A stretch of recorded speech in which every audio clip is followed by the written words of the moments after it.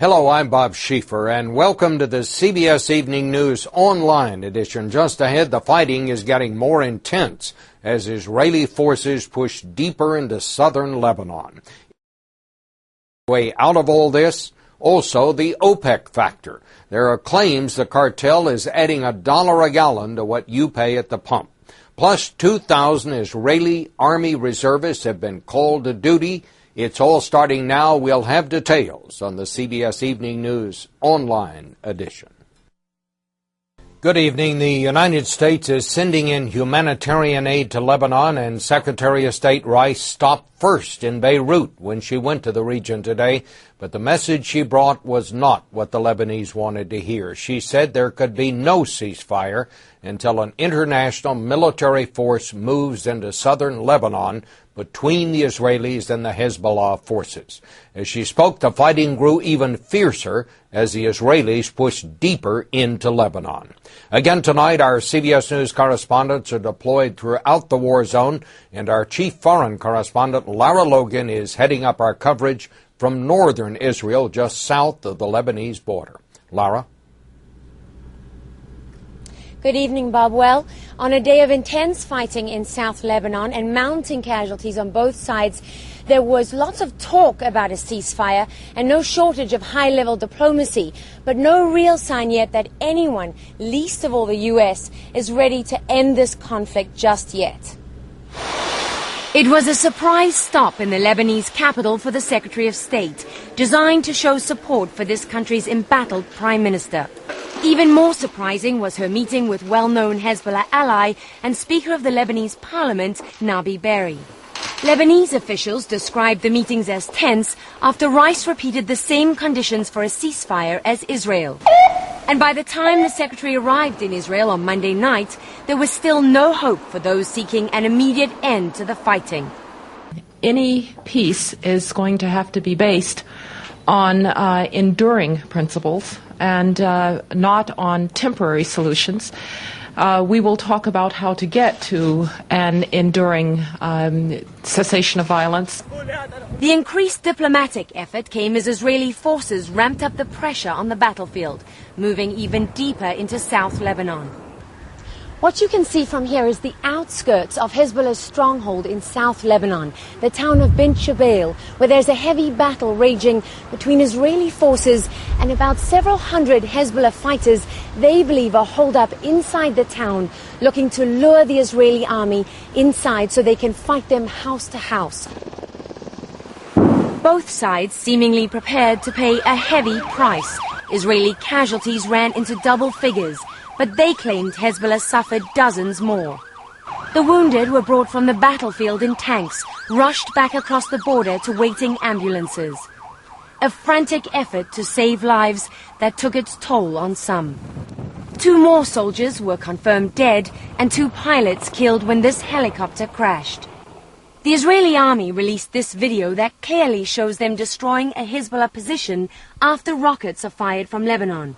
But in spite of such apparent successes, hillsides across northern Israel burned today, ignited by nearly 100 Hezbollah missile strikes. It takes time. If you have like 10 or 12,000 missiles that have been prepared for years and years in caves, tunnels, bunkers, it takes a lot of time to find each and every one of them. But they're determined to keep trying. The Israeli army is preparing for even more incursions against Hezbollah targets inside South Lebanon, involving thousands more troops. And there's growing criticism from Israeli army officers here that the current campaign is too limited and too slow, Bob. Laura, I want to go back to this idea of the international force to be inserted between these two forces. Do you see any sign of that? I mean, how would that work, and do people really think that's going to happen? Well, initially, Israel was very lukewarm towards this idea because there's been a UN force there for more than 20 years. And as far as Israel's concerned, they've been completely ineffective. But what they are interested in is a far more aggressive force with a more robust mandate that's able to do much more about disarming Hezbollah, because that's seen as the real key to this problem, Bob. All right. Well, thank you very much, Laura. Stock market's off to a good start this week. A couple of mergers and some positive corporate earnings reports sent the Dow up 182 points today. But the war in the Middle East has also pushed the price of oil back above $75 a barrel. And the Energy Department says that gasoline nationwide is now averaging $3 a gallon for the first time since Hurricane Katrina. South Carolina has the lowest prices, Hawaii the highest. The war, growing demand, and a shortage of refineries are all getting blamed for the high price of gasoline, but an investigation by CBS News has turned up another one, a more sinister factor. Cheryl Atkinson now on the OPEC factor. You might say the beginning of the end for low gas prices was in the late 90s, when gas briefly dropped under $1 a gallon. But while consumers celebrated, it was near panic at OPEC, the cartel of nations that exports about half the oil the rest of the world buys. Internal OPEC bulletins obtained by CBS News show how OPEC responded, reaching out to the rest of the world's oil producers to drive prices back up. A group of Florida residents claims that's illegal collusion. They're suing to stop what they call a price conspiracy. The prices that we are facing at the gas pumps today are a direct result of the illegal activity to both fix the prices and limit the production. OPEC oil minister Shakib Khalil says there's nothing illegal about it. Basic premise is to stabilize the market. It's not really to fix the market. It's stability of the market. To understand the allegations, it helps to know something about how OPEC works. Since 1960, OPEC has coordinated how much oil from member countries goes on the world market each day. Prices too low, OPEC cuts supply and brings them up. But that strategy was failing a few years ago because the rest of the oil world wasn't cooperating. OPEC would cut supplies only to find non-OPEC nations filling the gap, keeping prices down. By 2001, OPEC found its answer. Happily, there exists a concrete solution, a cartel bulletin reads, practical and effective OPEC, non-OPEC cooperation. It was right after the September 11 terror attacks and gas prices were slipping. OPEC invited competitors Russia, Norway, Mexico, Angola, and Oman to a special meeting. According to OPEC documents, together they agreed to cut the oil supply simultaneously by about 2 million barrels a day. Oil quickly jumped to as high as $28 a barrel. Gas shot up 38 cents a gallon and only got worse from there. And the price of gas went way up that year. The price levels are not decided by OPEC. They are decided by the free market. But privately, OPEC did credit its work with non-OPEC nations for the price spikes. Cooperation with new outside producers has moved into a new and higher plane, reads a 2002 memo. Who knows, perhaps some future Greek scholar may describe this as the golden age of petroleum. Let us hope so. Right now, it's non-OPEC nations being sued, and they haven't had time to respond. The plaintiffs may soon add OPEC to the case, saying OPEC's efforts to get the world's oil producers together costs you about $1 a gallon extra every time you fill up the tank. Bob? Most soldiers in most wars are young men who fight and, if they're lucky, go home and fight no more. But many of the Israeli soldiers headed for Lebanon have been there before a long time ago. Sharon Alfonsi tonight found some of them near the border in northern Israel getting ready to go.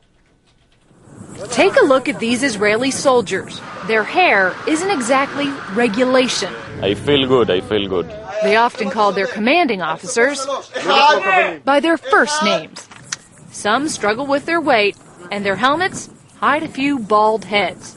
Yeah, it's certainly different from the days of basic training. They are reservists, and this weekend, 2,000 of them were called to duty. But I was called early in the morning, and by lunchtime we were here. Yeah. Today, we met Richard. You're how old? I'm 40, actually. You're one of the guys who left more than just a sweetheart at home. I left my 3 young children, and that's hard. Now, he's headed into battle. 20 years ago, Richard was one of these baby-faced soldiers fighting in Lebanon. They faced gunfire, lost friends, and grew up together. Today, the old unit is again heading to the front lines together. I wouldn't want to be going into a difficult situation with anybody other than these guys. All Israeli men are required to serve 3 years in the military and stay in the reserves for another 25. So underneath the green uniforms, there's a colorful cross-section of Israel. We have everything from taxi drivers and plumbers to lawyers and bankers. And they're not immune to the realities of war. After all, the 2 soldiers kidnapped by Hezbollah, they were reservists. The enemy doesn't discriminate. Bullets don't care if you're just a part-time soldier. And would you be able to sit at home and watch this from your living room? Absolutely not. Israeli defense officials say every single reservist called to duty answered the call, and thousands of others just volunteered to fight. They may not look the part. Peace and love. But they're all willing to play it. Sharon Alfonsi, CBS News, FET and ZTV. More stories are just a click away, but don't forget to join me on television for the on-air edition of the CBS Evening News. On Tuesday's broadcast, it's been 50 years since the sinking of the Andrea Doria, and there is a new theory on why she may have gone down. For CBSNews.com, I'm Bob Schieffer.